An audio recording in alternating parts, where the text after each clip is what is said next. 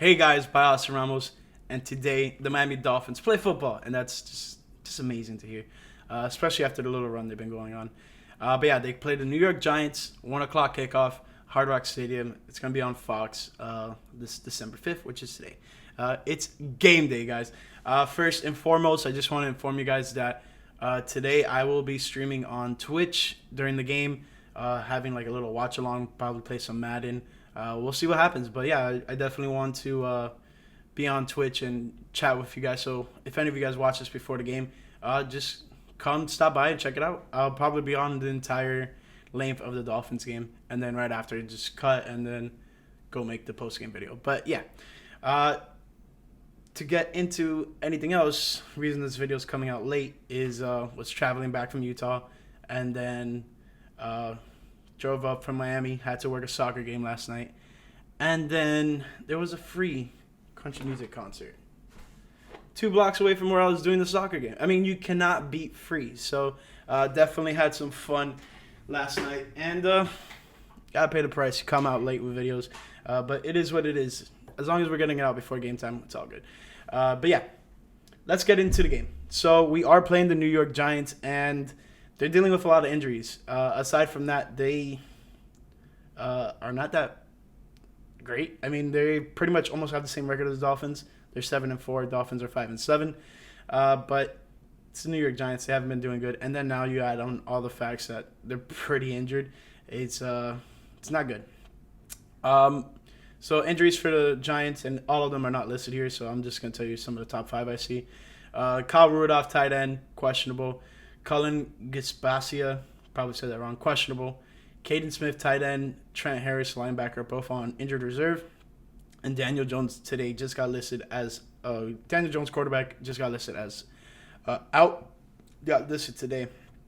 For the Miami Dolphins, for the New York Giants, there's more injuries. Like I think 2 of their top wide receivers are out, so it's just not good for the Giants right now. I think Saquon is on and off as well, so it's going to be interesting seeing this Giants team face the Miami Dolphins. For the Dolphins, we have Phillip Lindsay, running back, doubtful. Brandon Jones, safety, and Jalen Phillips, linebacker, both are questionable. Terrell Williams, cornerback, and Adam Shaheen, tight end, are doubtful. Some other news is Michael Dieter got activated off the IR, and so did Devontae Parker. That's just great. I feel like we should include him in the offensive lineup. Both of them. Michael Dieter can add some fresh blood to this Dolphins offensive line because it hasn't been great. They allowed the most pressure in the NFL, and that's not a good thing, especially when you have a young quarterback. I mean, that's pretty much the theme for Dolphins quarterbacks when they come in. If you're a rookie, you're drafted by the Dolphins as a quarterback, you more than likely do not have a good offensive line. Like the one year the Dolphins had a really good offensive line for Tannehill, that year we went to the playoffs. I mean, like, it's basic science. We just need to get a good offensive line. But yeah, and then Devontae Parker, just another weapon for two to throw to. But I mean, the Dolphins have been on this 4-game winning streak, and it's pretty good. I want to see them obviously get to 500, and we're on the road there. We play back-to-back games against New York teams, but there's a bye week in between. So next week we'll see what happens for the bye week. I'll see what I want to do for a video or anything like that. But Dolphins are in a good spot. They've been on this 4-game winning streak, and they've been pretty hot in terms of, getting these good wins. And it's been very good in their favor. It's putting them back in a possible chance to do anything. And the season outlook is favorable. But we'll talk about that probably in the bye week. If the Dolphins win this game, I'll make a strict video on the trajectory of the Dolphins season depending on the rest of the way, if you guys go up my drift. So these are the 3 ways the Miami Dolphins can win the game. First and foremost, the Giants do not have Daniel Jones in there, and even if he was or not, put pressure on the quarterback. Mike Glennon is no scrub, all right? He's a veteran in the NFL, journeyman type of guy, but he's a backup for a reason. You got to put pressure on him, make him feel really uncomfortable, make him make bad throws, make this defense look really good. So, just defensively put a lot of pressure on Mike Glennon. They're dealing with a lot of injuries, lots of question marks at almost every position. I think Kenny Golladay is probably like the only really good receiver right now that's healthy for the Giants. But aside from that, so yeah, put pressure on the quarterback. Offensively, say this each and every week, run the ball. If Philip Lindsay does play, I really want to see him get a little more touches. I want to see how he works in this Dolphins offense. It's kind of like a new toy. You want to play with it and see what happens. If he does well, I hope the Dolphins can, keep him on the roster and see what's to come of him, because I think he's a pretty good running back. I'm glad that the Dolphins were able to pick him up off of waivers. So, yeah, just run the ball. Myles Gaskin, Philip Lindsay, Savon Ahmed, all the running backs. Just give them all the ball.